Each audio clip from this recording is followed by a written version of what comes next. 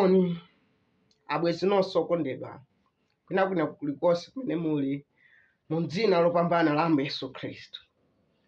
Ndikubva maumboni abwino ndithu anthu madera ona kuti sinadziwa kwina kwake kutali akumana nawo uthenga ngati umenewu namamika kuti izi zinthu zabwino zothandiza ndikamamva choncho zimakhala zonidalitsa ndipo khumbo langa lalikulu kwambiri lakuti mmafuna kumuyaya kumeneko mdzapezeko munthu wina wake akunena kuti nthawi inake ndinakumana ndi pulogalamu ya uthenga wanu nili pa Facebook pa social media pa TikTok pa YouTube ndinakumana nawo mwachoncho ntakumana nawo nikubvetsera za uthenga uja china chake chimayankhula moyo mwanga kuti nizitsatire zimenezi zimene zikakhala zondikondweretsa kukhala kwa malo ngati ano cholinga chake chimenechi zotchukazo nibe nazo ntchito ngakhale ena amayankhula ambirimbiri koma chifukwa chona kuti ndinulalikira uthenga anthu audziwa ndithu sinangati ulalikira kwa wanthu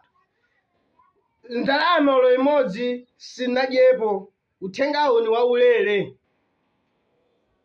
phindu lakuti inu mwapeza moyo osatha chimene chocho ndiye phindu kwa ineyo inuwo moyo wanu upulumutsidwe basi ulere ndithu wakuti inuwo mukamakapsa mukena kuti akoma ife tapsera mwano chabe koma kuja kuti zinali zaulere munthu uja amakhala ngati kuti nthawi yake ngati osowa zochita aulalikira mwachoncho muja ena akakumbukira ndithu kuti padali wina akamakhala ngati asokosera mwina mwake tikadamkhulupirira amene uja ngati zichadachita mwini chuma uja ali kumeneko adzutsa maso ake ali ku hero ndenu mafuna kuti abwere pa dziko lapansi akakhulupirire uthenga wabwino achibale ake akhulupirire uthenga wabwino amafuna Lazaro achoke kumene ku paradizo apite ku dziko lapansi kuti akadzidzimuke zoti munthu wakufa wadzukanso.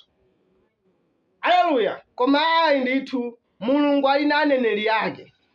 Abrahamu adayankhula kwa Lazaro mwini chuma amene uja kuti kumene kuli aneneri ngati sakhulupirira zawo ndipo Mulunguso awerengera lero lino kuti pali azitumiki ake niyeno zodzera mu mphamvu ya Mzimu Woyera ngati simukhulupirira mukapita ku gahena kumeneko ni zanu koma wanzeru amene ali nalo khutu akumva chimene Mzimu wa Mulungu unena amene ali nawo maso aona chimene Mzimu wa Mulungu ukunena.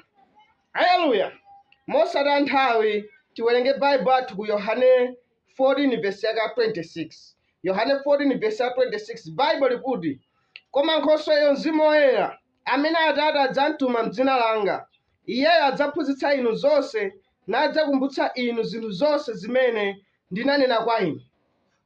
Ndiye tufuna tione nkhani imeneyi phunziro limene lakuti kodi Mzimu Woyera ni chani kapena Mzimu Woyera ni ndani.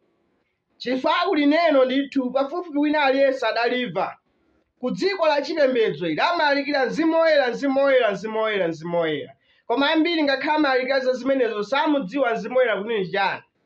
Haleluya. Ndiyati mafati muone muno bwino Mzimu Woyera amene monga mama wa Mulungu chifukwa tikuona kuti zili m'malemba na Ambuye Yesu Khristu amazophunzira kuti mukayembekezere kaye pa chipinda chapamwamba ayembekezere Mzimu Woyera ayembekezere Nkhoswe imene.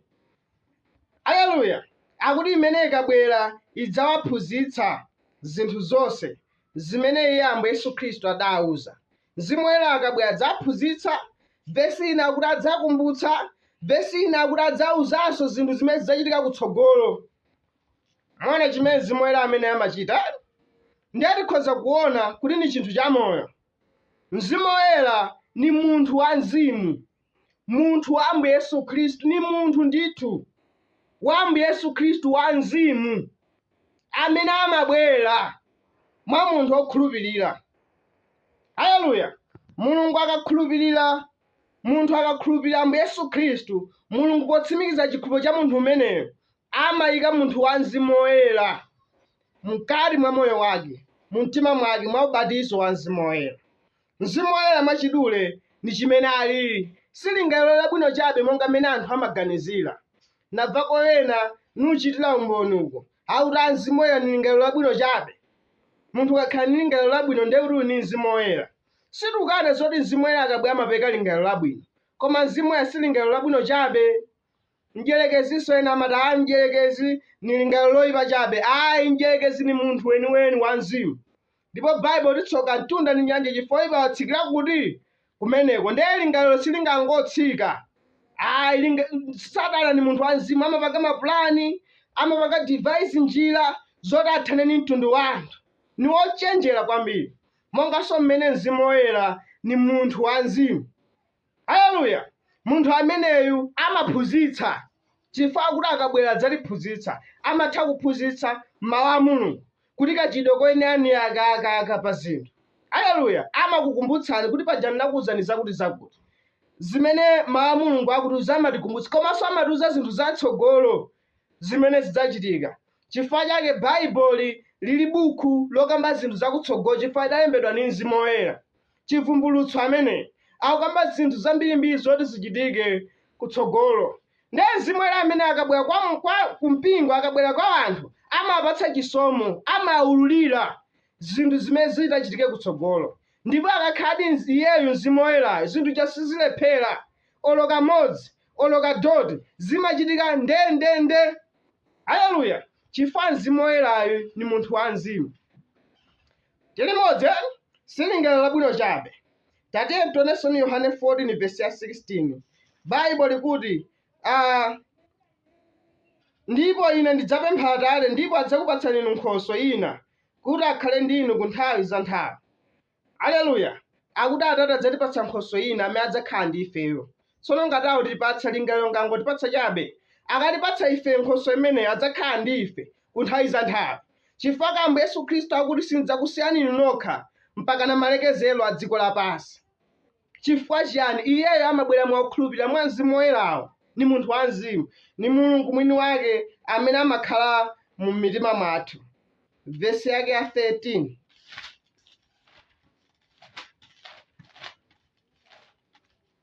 Machitidwe 2 vesi yake ya 13 akuti koma ena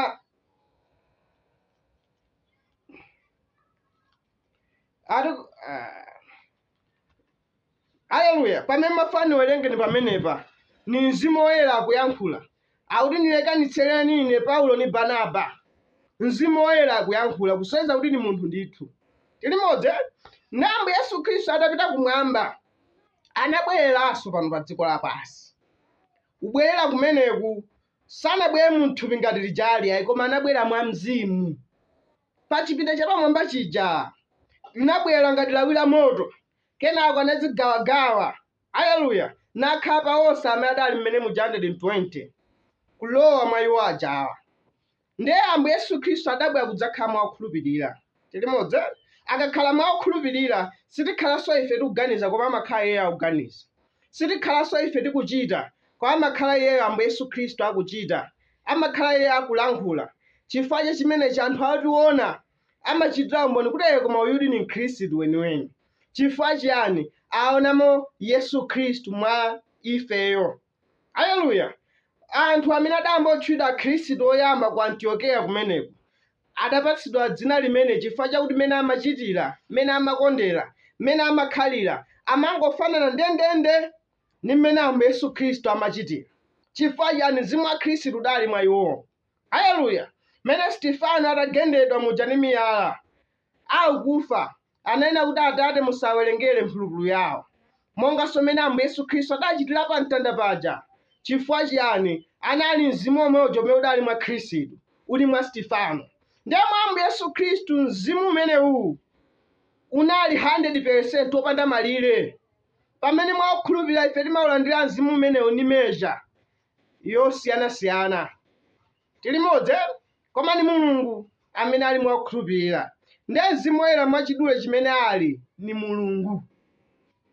Tilimodzi ni Mulungu. Atate uja anasandulika mawu anakhala Ambuye Yesu Khristu. Tilimodzi akuti pachiyambi panali mawu, mawu anasandulika thupi, mawu anasandulika thupi. Ambuye Yesu Khristu anali Emmanuel. Komanso Yesaya 9 verse ya 6 akukamba zakuti Yesu Khristu uyu na Atate osatha, Mulungu Yehova achipangano chakale. Yesaya 9 verse ya 6 akuti na Ambuye Yesu Khristu akuti mwanayo na Atate osatha ni Mulungu wamphamvu. Mwaniva? Ndiye mwanayo adapita kwa Atate anabwera kudzakhala mwakukhulupirira mwa Mzimu Woyera ngati Mulungu mwa ife, God in us. Chifukwa ni mzimu, ni diary, ni mzimu wa Mulungu, amakhala Mulungu mwakukhulupirira.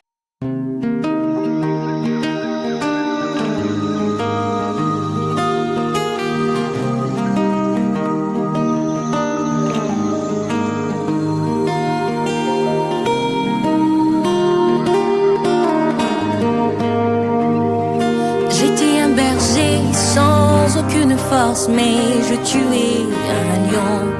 Écoute-moi, Saül, c'est sur cette même base que je battrai ces géants. Car là-bas dans le bois, je fais une expérience. J'ai rencontré mon Dieu. Je sais en qui j'ai cru. Laisse-moi te dire que je vaincrai encore. Oh.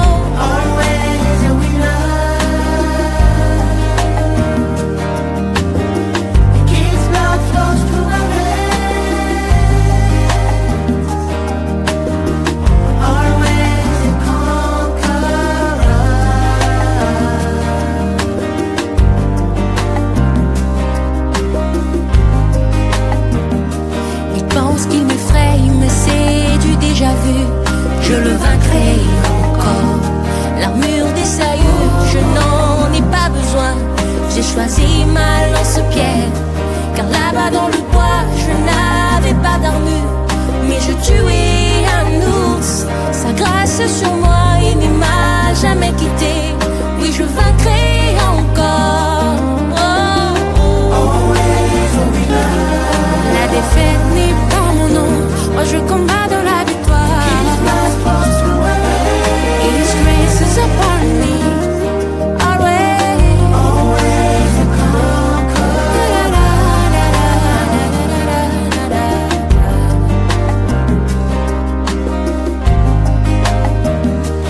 We must possess every promise he made, and if we have to fight, we will do. Because we are heirs of his promises. Il m'a formé dans les bois, il m'a formé dans